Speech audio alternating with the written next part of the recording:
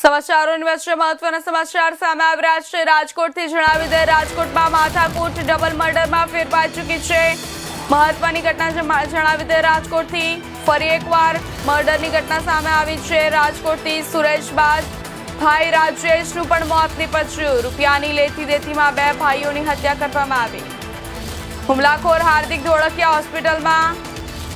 University પોલીસે તપાસ તેજ કરી છે। આરોપીની તબિયત સુધર્યા બાદ થશે કાર્યવાહી।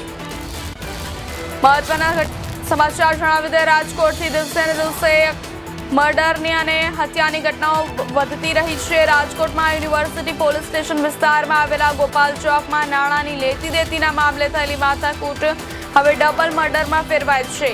પ્રાથમિક માહિતી મુજબ રૂપિયાની લેતી દેતી મુદ્દે થયેલી બોલાચાલી બાદ ઉશ્કેરાયેલા હુમલાખોરોએ સુરેશ ધોળકિયા, તેમના ભાઈ રાજેશ ધોળકિયા અને પુત્ર પર હુમલો કર્યો હતો।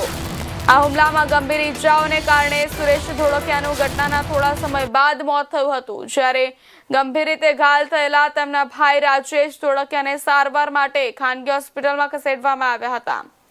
જોકે ટૂંકી સારવાર દરમિયાન રાજેશ ધોળકિયાએ પણ દમ તોડી દેતા સમગ્ર ઘટના ડબલ મર્ડરમાં ફેરવાઈ છે।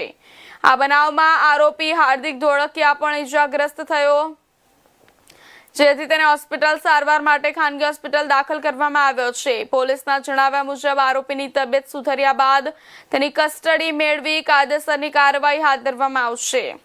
યુનિવર્સિટી પોલીસે સમગ્ર મામલે વધુ તપાસ શરૂ કરી છે।